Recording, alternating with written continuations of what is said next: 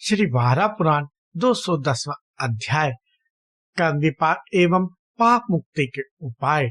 नारद जी कहते हैं, यशस्विन, आपने भगवान सूर्य के मतानुसार पतिव्रता स्त्रियों के उत्तम धर्मों का रहस्यात्मक उपाख्यान कहा, जिसे मैंने बड़े ध्यान से सुना। किंतु सभी प्राणियों से संबंध, कर्म फलों, सुख दुखों के विषय में जानने की मुझे बड़ी उत्कंठा है। महातपा, मैं उसे सुनना चाहता हूँ। कृपया उसे कहे जो मनुष्य दुख और ताप से संतप्त होकर सुख के लिए कठोर तपस्या तो करते हैं, पर उनके मनोरथ पूर्ण होते नहीं दिखते।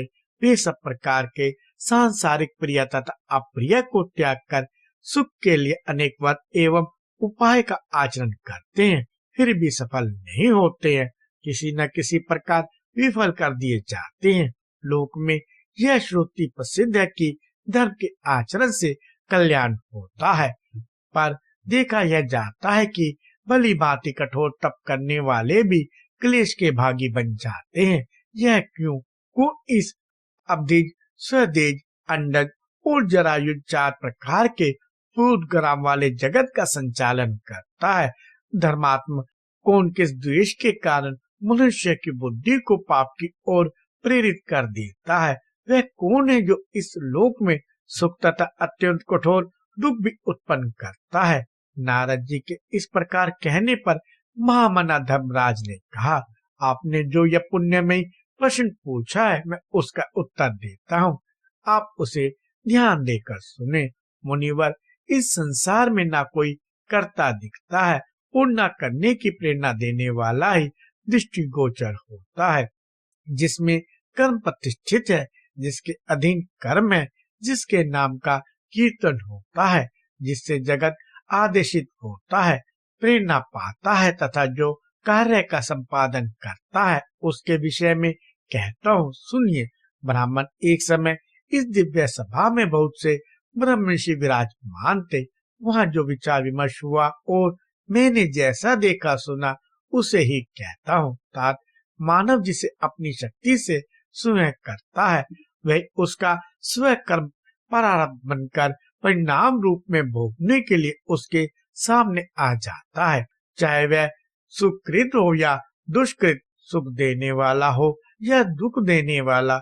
जो संसार के थपेड़ों, दुख आदि द्वंद्वों से पीड़ित हो, उन्हें चाहिए कि अपने से अपना उद्धार करे, क्योंकि मनुष्य अपने आप ही अपना शत्रु और बंधु है। जीव अपने आप का पहले का किया हुआ कर्मी निश्चित रूप से इस संसार में सैकड़ों योनियों में जन्म लेकर भोगता है। यह संसार सर्वथा सत्य है। ऐसी धारणा बन जाने के कारण वह आवागमन में सर्वत भटकता है। प्राणी जो कर्म करता जाता है, वह अपने लिए संचित हो जाता है। फिर पुरुष का पाप कर्म जैसे जैसे क्षीण होता जाता है, वैसे वैसे ही उसे शुभ बुद्धि प्राप्त होती जाती है। दोषयुक्त व्यक्ति शरीरधारी होकर संसार में जन्म पाता है। जगत में गिरे हुए प्राणियों के बुरे कर्म का अंत हो जाने पर शुद्ध बुद्धि या ज्ञान का प्रादुर्भाव होता है। प्राणी को पूर्ण शरीर से संबंध रखने वाली शुभ अथवा अशुद्ध बुद्धि प्राप्त होती है। पुरुष के समय उपार्जित किए हुए दुष्कृत एवं सुकृत दूसरे जन्म में अनुरूप सहायक बनते हैं। पाप का अंत होते ही क्लेशांत हो जाता है। फलस्वरूप प्राणी शुभ कर्म में लग जाता है।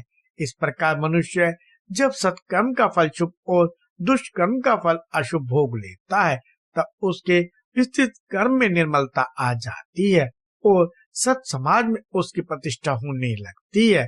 शुभ कर्मों के फलस्वरूप उसे स्वर्ग मिलता तथा अशुभ कर्मों से वह नरक में जाता है। वस्तुतः न तो दूसरा कोई किसी दूसरे को कुछ देता है और न कोई किसी का कुछ छीनता ही है। नारद जी ने पूछा, यदि ऐसा ही नियम है कि अपना ही किया हुआ शुभ अथवा अशुभ कर्म सामने आता है और शुभ से अभ्युदय तथा अशुभ से ह्रास होता है, तो प्राणी मन, वाणी, कर्म या तपस्या इनमें से किसकी सहायता ले, जिससे वह इस संसार रूपी क्लेश से बच सके?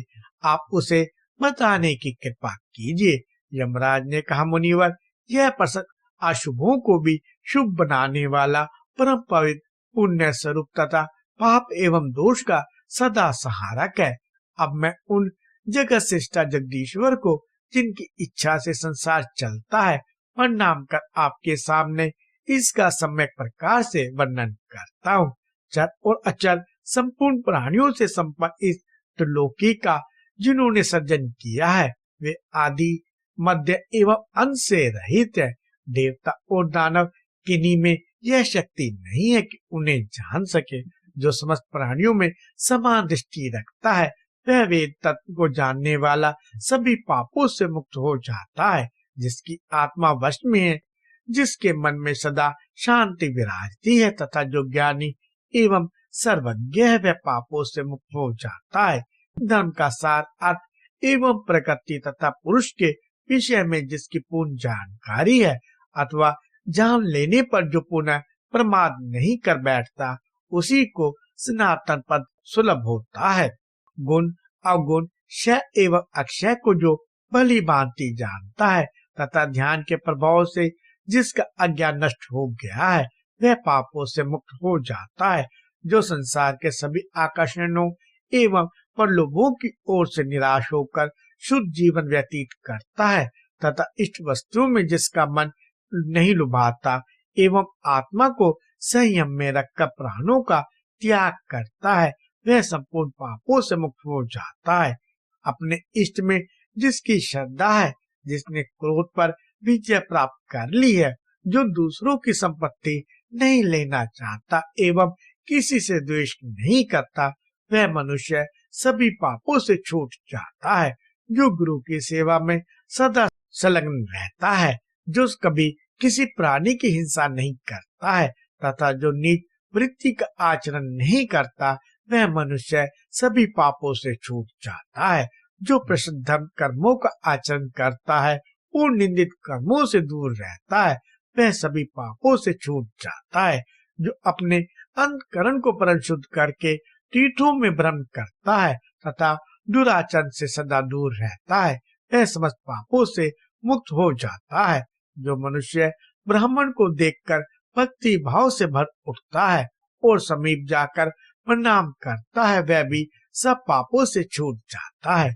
नारद जी बोले, परम तप जो संपूर्ण प्राणियों के लिए कल्याणप्रद, हितकर एवं परम उपयोगी है, उसका वर्णन आपके द्वारा भली भांति संपन्न हो गया। प्रभु, तत्वदर्शी व्यक्तियों को सम्यक प्रकार से इसका पालन अवश्य करना चाहिए। आपकी कृपा से मेरा संदेह दूर हो गया। महाभाग, अब आप योग की अपेक्षा कोई छोटा उपाय जो पाप को दूर कर सके, उसे मुझे बतलाने की कृपा कीजिए, क्योंकि आप योग धर्म से संबंध साधन पहले कह चुके हैं। पाप को दूर करना परम कठिन कार्य है, अतः कोई दूसरा ऐसा साधन बताए जिससे जगत में सुख प्राप्ति का लक्ष्य सिद्ध करने के लिए प्रयास करना पड़े। इस लोक अथवा परलोक में भी जो आत्मजय व्यक्ति हैं तथा अनेक प्रकार के गुणों की जिनमें अधिकता है, वे सज्जन नित्य जिस साधन को काम में लेते हैं, मैं उसे जानना चाहता हूँ। महान तपस्वी प्रभु, अनेक योनियों में प्राणियों की उत्पत्ति होती है और उनमें अशुभ कर्म बने रहते हैं, अतः उनको दूर करने के लिए कोई सरल सुगम उपाय हो तो बताए। यमराज ने कहा, मुने, स्वयं ब्रह्मा जी प्रजाजन के सृष्टा हैं। इस धर्म के विषय में उन्होंने जिस प्रकार का वर्णन किया है, वही मैं उन्हें प्रणाम करके व्यक्त करता हूँ। प्राणियों का कल्याण तथा पापों का विनाश ही इसका परम उद्देश्य है। हाँ, क्रिया करना परम आवश्यक है। उसे कहता हूँ, सुनो। कैवल्य के प्रति श्रद्धालु बनने पर मनुष्य को ज्ञान होता है। जो व्यक्ति अपने अंतकरण को परम शुद्ध करके धर्म से ओतप्रोत यह प्रसंग सुनता है, उसकी सभी अभिलषित कामनाएं पूर्ण हो जाती हैं तथा पापों से छूटकर वह इच्छा अनुसार सुख प्राप्त कर सकता है। ब्रह्मा जी के कहे हुए उपदेश पद वचन ये हैं, शिशुमाचक उनका ही स्वरूप है। जो मनुष्य उनके इस रूप की प्रतिमा बनाकर अपने शरीर में भावना करके प्रयत्न पूर्वक उसका अर्चन एवं अभिवादन करता है, उसके पाप नष्ट हो जाते हैं और उस व्यक्ति का उद्धार हो जाता है। अपने उदर में स्थित उसके स्वरूप का दर्शन करने से मन, वाणी तथा कर्म से जो कुछ भी पाप बन गया है वह दूर हो जाता है, इसमें कोई संशय नहीं है। जब उस चक्र में स्थित सोम एवं गुरु आदि सभी ग्रहों की यह मानसिक प्रदक्षिणा तथा ध्यान करता है तो मानव अनेक पापों से मुक्त हो जाता है। शुक्र, बुध, शनिचर तथा मंगल ये सभी बलवान ग्रह हैं। चंद्रमा का सौम्य रूप है। हृदय में इन ग्रहों की भावना करके जब मनुष्य प्रदक्षिणा एवं ध्यान करता है तब उसके पाप का सदा के लिए शोधन हो जाता है। उस समय पुरुष को ऐसी शुद्धता प्राप्त हो जाती है मानो शरद ऋतु का चंद्रमा हो। 100 बार प्राणायाम करने से संपूर्ण पापों से मुक्ति मिल जाती है। मुने, मनुष्य को चाहिए कि यत्न पूर्वक शुद्ध होकर जन्म स्थान में स्थित चंद्रमा का दर्शन तथा नमन करे। इसके फलस्वरूप समस्त पापों से वह मुक्त हो सकता है। शिशुमाचक 108 अक्षरों से संपन्न है। इसे जल में भिगोकर स्वयं भी आद्रहो ध्यान करना चाहिए। चंद्रमा और सूर्य ये दोनों स्वयं स्वच्छ देवता है। अपने तेज से प्रकाशमान ये दोनों जब परस्पर एक दूसरे को देखते हो उस समय हृदय में इनका ध्यान करना चाहिए। इससे सदा के लिए पाप शमन हो जाता है। महामुने, मानव इस प्रकार की कल्पना करे कि ये श्री हरि शिशुमा चक्र में वामन रूप में अवतीर्ण हुए और इन्होंने ही वहारा का रूप धारण कर जल पर दर्शन दिया था और इन्हीं की दाढ़ पर पृथ्वी शोभा पा रही थी तथा यही नरसिंह के रूप में अवतीर्ण हुए थे।